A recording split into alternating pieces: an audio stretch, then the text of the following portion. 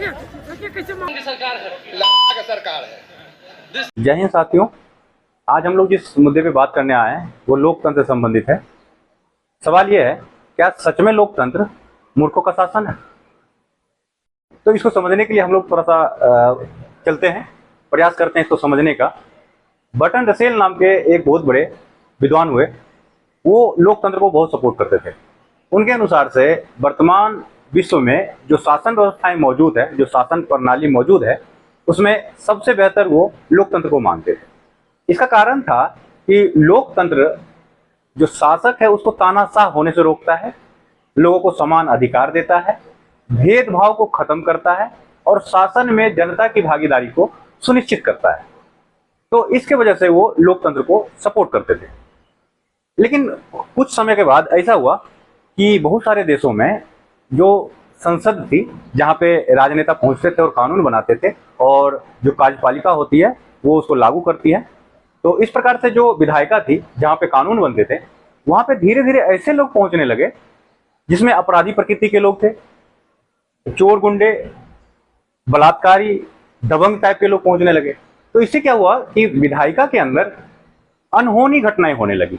मतलब आपस में लोग लड़ने लगे, एक दूसरे का के पीछे षड्यंत्र करने लगे और वो आपस में गाली गलौज करते थे। तो इससे लोकतंत्र कटघरे में आ गया था कि लोकतंत्र की जो प्रणाली है वो सक्सेस नहीं हो सकता, सफल नहीं हो सकता।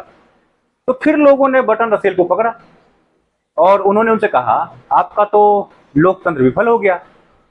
तो बर्टन रसेल ने इस पे जो कहा था वो हमें थोड़ा सा देखने की जरूरत है, थोड़ा संयमता से समझने की जरूरत है। उन्होंने कहा कि लोकतंत्र विफल नहीं हुआ है, विफल वह शिक्षण संस्थान हो गए जिनके ऊपर यह जिम्मेदारी थी कि वो योग्य और जिम्मेदार नागरिक तैयार करें जो लोकतांत्रिक मूल्यों को समझे। और जो शिक्षण व्यवस्थाएं थी, जो शिक्षण संस्थान थे, वो इसमें विफल हो गए हैं। तो ये लोकतंत्र की विफलता नहीं है। आइए अब इस चीज को हम लोग भारत के परिप्रेक्ष्य में देखते हैं। हम भी लोकतंत्र व्यवस्था को अपनाए, हमें भी लगा था कि लोकतंत्र विश्व के सर्वश्रेष्ठ व्यवस्थाओं में से एक है, हालांकि इसमें कई कमियां मौजूद हैं। लोकतंत्र का मतलब होता है कि शासन की जिम्मेदारी, जो शासन की जिम्मेदारी जिनके हाथ में दी जाएगी वो जनता के द्वारा तय किए जाएंगे। मतलब जनता असली मालिक होगा। मालिक है तो इसको थोड़ा सम्मान तो मिलना ही चाहिए। सम्मान मिलने का ये मतलब है कि उन्हें उनके हक की चीजें आसानी से मिल जाना चाहिए। और जिनको भी वो नियुक्त कर रहे हैं शासन प्रणाली के लिए, उनके नजर में इन जनता का सम्मान होना चाहिए। हमारा पूरा विचार विमर्श जनता पर केंद्रित है। तो अगर वर्तमान में हम देखें तो हम जनता को जो अधिकार था मतदान का, उसके आधार पे हमने नेताओं को चुना। लेकिन जब ये नेता चुन के सदन में जा रहे हैं तो इनकी रवैया देख के ये नहीं लगता कि ये हमारे सेवक हैं। वो जिस तरह से हमारे सामने प्रस्तुत होते हैं, हमें जिस प्रकार का अवहेलना करते हैं, उसे देख के तो नहीं लगता कि जनता मालिक रह जाता है।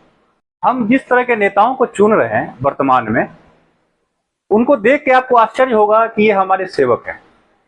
हमें लगता है कि देश और राज्य के लोगों को एक बार गौर से देखना चाहिए कि हम किस तरह के नेताओं को सदन में भेज रहे हैं।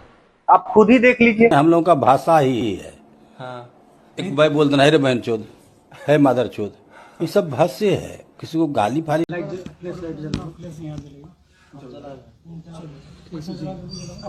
विधायक जी बोलिए, फिर जूता से मारेंगे घींच के, समझा? तू टेप करो चाहे जू करो। करवा रहा है सरकार जी, जी अभी भी जदयू बीजेपी कह रही है कि हम लोग तो कार्रवाई कराते हैं, सुशासन की सरकार है, सरकार है। एडीआर नाम की एक संस्था है, एसोसिएशन फॉर डेमोक्रेटिक रिफॉर्म्स नाम से, वो लोकतांत्रिक व्यवस्थाओं के मूल्यों का मूल्यांकन करती है। उसके अनुसार से 46% सांसद पे गंभीर हत्या, अपराध और डकैती जैसे पुलिस केस हैं। उस पे 170 तो ऐसे जिन पे जघन्य अपराध के केस चल रहे हैं। अगर मान लीजिए इस आपराधिक छवि के लोग राजनेता बनने लग जाएं, तो ईमानदारी से आप खुद से पूछेंगे, क्या आप इनसे अपने अधिकार मांग सकते हैं? इनसे आप आंख में आंख मिलाकर खड़ा हो सकते हैं? अगर मान लीजिए किसी योजनाओं में कोई भी भ्रष्टाचार हुआ, क्या आप इनसे सवाल पूछ पाएंगे? ये जिस तरह के अपराधी प्रकृति के लोग हैं, ये अपने गुंडे छोड़ के रखते हैं, आप अगर उनसे सवाल करेंगे तो ये बाद में उनके गुंडे पहले आपसे लड़ने आएंगे और आप उनसे जीत नहीं पाएंगे। आप जहां भी जाएं, हॉस्पिटल में जाएं, पुलिस थाना में जाएं, कहीं भी जाएं, आपको केवल अव्यवस्था दिखेगा और ये जनता जो मालिक थी वो लाचार और बेसहाय नजर आए। बिहार से संबंधित बात कर लेते हैं। पूरे बिहार में जितने विधायक हैं और जितने सांसद हैं, इनमें किसी का ये हिम्मत नहीं है, इतना मजाल नहीं है कि वो डीजीपी से आंख में आंख मिला के ये पूछे कि हमारे राज्य में इतनी आपराधिक घटनाएं क्यों बढ़ रही है, तुम्हारा प्रशासन क्या कर रहा है और तुम्हारा प्रशासन जो कर रहा है तो उसका परिणाम हमें दिख क्यों नहीं रहा है। ये कभी नहीं बोल पाएंगे। इसका कारण है कि ये खुद भ्रष्ट हैं। इनको डर लगता है कि अगर मैंने कोई मुद्दा उठाया तो हमारे भ्रष्टाचार के कोई दूसरा फाइल न खुल जाए। हमारे नेता भी हमारी मुद्दाओं को कभी नहीं उठाते। अगर अभी गौर से देखें तो जो केंद्र में सरकार है उसके बहुत सारे विधायक सांसद हमारे यहाँ हैं, लेकिन वो कभी भी उन मूलभूत सुविधाओं को अच्छा करने के लिए एक भी मुद्दा नहीं उठा रहे हैं जिससे कि सरकार की छवि को कुछ भी नुकसान पहुंचे। क्यों? क्योंकि ये कृपा पात्र पर जीतने वाले नेता हैं। ये अपने दम पे नहीं जीतते हैं। कोई नीतीश कुमार के नाम पे जीत रहा है, कोई नरेंद्र मोदी के नाम पे जीत रहा है, कोई अपने दम पे नहीं जीतते हैं। ये तो कृपा पात्र वाले हैं। इनसे क्या उम्मीद कर सकते हैं? आपकी सुविधाओं पे ध्यान देंगे, आपकी समस्याओं को सुनेंगे? तो ये हम उन शिक्षण संस्थाओं पे जिनको जिम्मेदारी दिए थे कि आप लोकतांत्रिक मूल्यों से युक्त लोगों को तैयार करिए, वो विफल रहे। सुविधाएं उस तरह से नहीं मिल पाई, शिक्षा का संचार उस तरह से नहीं हो पाया, लोग अपने अधिकारों को नहीं समझ पाए। जब आप अधिकार नहीं जानते हैं तो आप गुमराह होते हैं, आपको भटकाया जाता है, आपको अलग रखा जाता है, आपको उन चीजों से वंचित रखा जाता है जिसके आपको वाकई हक। ये राजनेता बड़े चालाक होते हैं। ये जनता की भावनाओं को, मतलब जन भावनाओं को अच्छे से भुनाना जानते हैं। अगर आप ढोंगी, पाखंडी, अंधविश्वासी बन के रहें तो आप पे फूल बरसाएंगे, लेकिन जैसे ही आप अपना अधिकार मांगेंगे तो आप पे लाठियां बरसाई जाएगी। तो ये राजनेता किसी के नहीं होते हैं। इनसे कभी भी आप अपने जाति, धर्म, संस्कृति बचाने का आग्रह मत करिए। इनको केवल अपनी सत्ता से मतलब होता है। अभी गौर से देख लीजिए, जितने धर्म और जाति बचाने वाले और संस्कृति बचाने वाले नेता हैं, अपने पद और प्रतिष्ठा में एकदम मदमस्त हो चुके हैं। आपको लगता होगा कि वो आपका जाति और धर्म बचाएगा। एक बार आप अपने अधिकारों की मांगों को लेकर आप बैठिए, आपके लिए डंडा सजा के रखा जाएगा। फिर आप अपनी शिकायत कहां करेंगे? जिनको रक्षक चुने थे उनसे? ये तो फिर वही बात हुआ कि आप उस थाने में रिपोर्ट लिखाने गए हैं। अगर मान लीजिए आपके घर में चोरी हो गई, उस थाने में रिपोर्ट लिखाने गए हैं जिसका थानेदार खुद आपके घर में चोरी करवाया हो। तो इनसे इस तरह की उम्मीदें बेबुनियाद हो। ये नेता झूठे झूठे मुद्दाओं को लेकर आपको भटकाएंगे।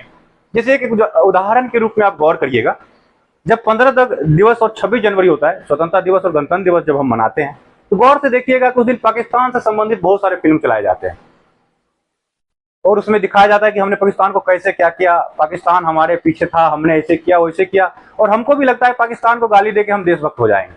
हालांकि पाकिस्तान से हमारा कोई भी उसके प्रति हमदर्दी नहीं है। वो तो ऐसा अबला है जिसका कोई भी तबला बजा सकता है। तो गौर से देखिएगा, उस दिन कई ऐसे महान पुरुष होंगे जो ऐसी सौर्य गाथा का बात करेंगे। लेकिन गौर से देखिए, क्या 15 अगस्त को जो आजाद हम हुए थे उससे पाकिस्तान का कोई संबंध है? नहीं होता है। तो ये जो नेता है ना, वो बताते हैं कि हमें किस बात पे कितना रिएक्ट करना है। लोकतंत्र में हम कहते हैं समानता का अधिकार है, लेकिन गौर से अगर देखेंगे तो लोगों की कीमत, जान की कीमत जो है वह परिस्थिति और समय के अनुसार तय होते हैं।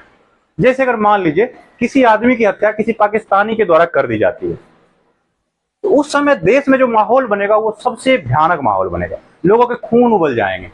लोग अभी नहीं तो तभी पाकिस्तान का नाम निशान मिटाने का बात करेंगे। लेकिन अभी वर्तमान में केवल सुरंग गिरने से, सुरंग के ढह जाने से करीब 50 से अधिक लोगों की मौत हो चुकी है, लेकिन हमें पता नहीं चलता है, हमें फर्क ही नहीं पड़ता। क्यों?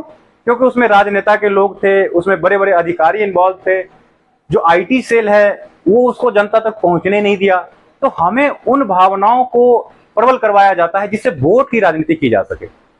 और यही लोकतंत्र में शिक्षा का सबसे बड़ा कमजोर पक्ष यहाँ आ जाता है कि अगर लोग शिक्षित ना हो, अगर मालिक शिक्षित ना हो, तो उसे किस प्रकार से गुमराह किया जा सकता है। अभी गौर से देखें तो अमेरिका और रूस के द्वारा भारतीय पोत पर बम मारकर कई उसमें हमारे जो लोग थे वो मारे गए। लेकिन ये लोगों के सामने कोई बड़ा मुद्दा नहीं बना। क्यों? इससे वोट की राजनीति नहीं हो सकती थी। चीन हमारे पास हमको आंख दिखा रहा है। हमारी देशभक्ति केवल पाकिस्तान के सामने नहीं होना चाहिए। ये पाकिस्तान है क्या? एक छोटा सा टुकड़ा। और मुझे लगता है कि आने वाले समय में शायद ये ना रहे, और ईश्वर से कामना है कि वो जल्दी ही हो जाए, जो 100-200 साल में हो वो जल्द हो जाए। तो इस प्रकार से देखा जाए तो हमारी समस्या मुख्यतः चीन से है, लेकिन हमारी देशभक्ति वहां नहीं है। तो इस प्रकार से हमारा जो जन भावना है उसको कंट्रोल करते हैं राजनीति। ये सुरंग संबंधित जो भी दुर्घटनाएं हुई थी उसमें आपको पता भी नहीं चला होगा कि उस रिपोर्ट में क्या आया, जो जांच एजेंसियां काम की उसने क्या बताया, हमें नहीं पता चलता है। कारण इसका यह है कि उसमें बड़े बड़े राजनेता इन्वॉल्व हैं, उनके अधिकारी कमीशन के चक्कर में हैं, जो सुरक्षा के मानक हैं उनको नजरअंदाज कर देते हैं, और उनको लगता है कि जान भी जाएगा गरीबों का जाएगा, कौन पूछने वाला है। जबकि लोकतंत्र में हम तो कहते हैं कि हर एक जनता मालिक है, और गरीबों की जान की कीमत कितनी होती है आप खुद देख लीजिए। कितने लोग मर गए, कहीं पे पुल गिर जा रहा है, शरीर पे देह पे पूरा आदमी खत्म हो जा रहा है, लेकिन ये मुद्दा नहीं बनता।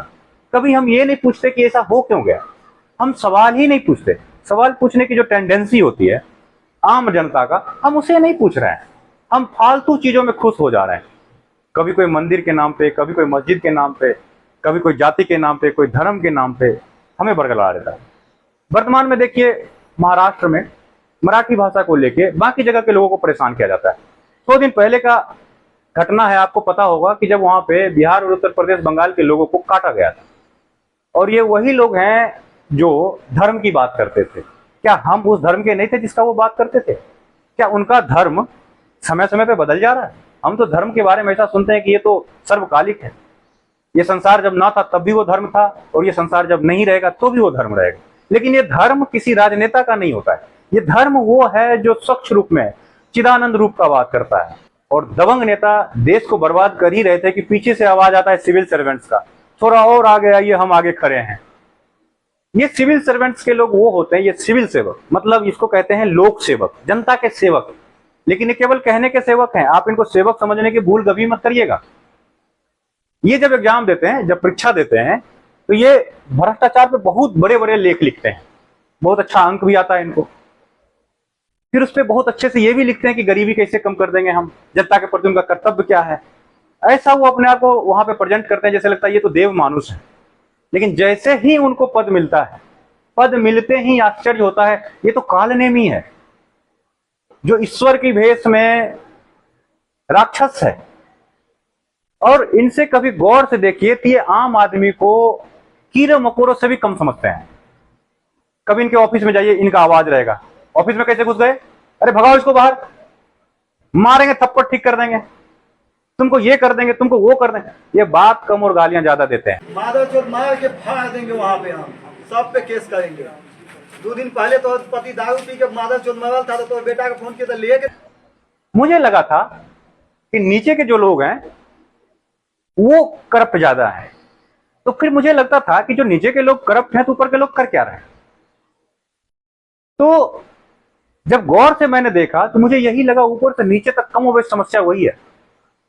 अपने यहाँ के थानेदार को देख लीजिए, इनकी भ्रष्टाचार को, इनकी जो करप्शन है उसका तुलना पूरे विश्व में कोई नहीं कर सकता। ये इतने करप्ट है, इनसे कभी बात करने जाइए तो ये बात तो करते ही नहीं है। इनको लगता है कि इनके पिताजी का वो कुर्सी है, जबकि उनको पता होना चाहिए उनके घर का नमक और रोटी आम जनता के टैक्स के द्वारा दिए गए पैसों से चलता है। और तुम्हें शर्म नहीं आती? तुम इस तरह से बिहेव करते हो आम जनता से, तुम्हें शर्म नहीं आती? तुमने क्या वर्दी जब पहना था तो यही कसम खाए थे। अभी हाल ही में देखिएगा, आप सुने होंगे कि एक ट्रेनी आईएएस ऑफिसर 10 लाख का घूस लेते हुए पकड़ा गया है। मतलब अंडे से निकले नहीं है, ये अपनी करामात दिखा रहे हैं। अभी एक मध्य प्रदेश की सीएसपी थी, इसको कहते हैं सिटी सुपरिटेंडेंट ऑफ पुलिस, वो थी एक हत्या के मामले को रफा दफा कराने के लिए 1 करोड़ की जमीन 18 लाख में लिखवाती है और मामला रफा दफा करना चाहती है। इन वर्दी पे और कितना दाग लगाएंगे आप? अब तो वर्दी दिख ही नहीं रहा है, केवल और केवल दाग दिख रहे हैं। और वो दाग सिंपल नहीं, वो किसी के खून का है, किसी के आंसू का है। और ध्यान रखिएगा, अगर इस तरह के कुकृत्य आप कर रहे हैं, आने वाला समय आपको एक एक चीज लौटा के देगा। आपको सूद समेत देगा, जिस समय आपके हाथ में लकवा मारेगा, पैर नहीं काम करेगा, अंतर मन आपको जवाब देते रहेगा, तो आप सोच नहीं पाएंगे कि आपने कितनों को रुलाया था। तो इसलिए समय रहते हुए आप अपने कर्तव्यों को, नैतिक कर्तव्य जो है उसका पालन करिए। क्या आपने एथिक्स का किताब इसीलिए पढ़ा था केवल नंबर लाने के लिए? मतलब लिख दीजिएगा एथिक्स में बहुत अच्छा, तो इससे क्या आप बहुत नैतिक आदमी हो जाए? नहीं, ये हमारे आचरण में होना चाहिए। और आपसे तो उम्मीद कर ही सकते हैं, बाकी लोग तो चलिए जनता है, मूर्ख है, उन्हें शिक्षा नहीं मिला, उसमें भी जिम्मेदारी आप ही की जाती है। आप क्या कर रहे थे? अगर बिहार में जितने भी मुख्यमंत्री हुए, जितने भी शिक्षा मंत्री हुए, जितने भी IAS IPS बने, जितने भी शिक्षा अधिकारी बने, उनसे मेरा एक ही सवाल है, आपका दिल नहीं दुखता जब यह दिखता है कि बिहार की शिक्षा व्यवस्था पूरे देश में सबसे खराब है? आप कर क्या रहे हैं शिक्षा व्यवस्था के साथ? आपको अंदर से दुख नहीं होता कि ये गरीब बच्चे जिनको शिक्षा सबसे ज्यादा चाहिए उनको नहीं मिल रहा है? कई स्कूल हैं जो केवल कागजों पे चल रहे हैं, उनके शिक्षक भी आ जा रहे हैं, बच्चे भी आ जा रहे हैं, लेकिन वो स्कूल है ही नहीं। कितनों में छत गिरने से बच्चे मर जा रहे हैं। आपका हृदय द्रवित नहीं होता? आपको अंदर से वो चीज कोड़ता नहीं है कि हम जिस चीज के लिए आए थे, क्या हम उसको करने में कितना सफल हुए? इन सारे घटनाओं में जो सबसे बड़ा गेम चेंजर बात है वो ये है न्यूज चैनल का तो मैं बात ही नहीं करता, न्यूज पेपर्स, जिन पे थोड़ा सा भरोसा था कि अगर हमारे सामने ये सूचनाएं अच्छे से आते रहे तो हम आसानी से सरकार पे सवाल उठा सकते हैं, सरकार से सवाल कर सकते हैं, उनसे अपने अधिकार को मांग सकते हैं। अभी मैं कुछ दिन से एक हिंदी के राष्ट्रीय संस्करण है, नाम नहीं बताऊंगा, आपको लगेगा मैं दैनिक जागरण का बात कर रहा हूं, तो उसमें मैं देखता हूं, उसमें जो वरिष्ठ संपादक हैं, लिखने वाले हैं, पता नहीं क्या क्या नाम रखे हैं अपने आप को, विश्लेषक, पता नहीं क्या क्या, वो जब लिखते हैं ना तो मैं ये कंफ्यूज हो जाता हूं कि ये वही संपादक या स्तंभकार हैं या फिर किसी पार्टी विशेष के ऑफिस में से लाए गए लोग लिखे हैं। जनता का समस्या कहां है उसमें? आप तो विपक्ष से लड़ रहे होते हैं। मुझे आश्चर्य होता है, ये काम नेताओं का है, आपका नहीं है। 157 नंबर होने से आपको गर्व होना चाहिए। और मुझे आश्चर्य होता है जनता इसमें कुछ नहीं कर पा रही, वो निसहाय है, असहाय है।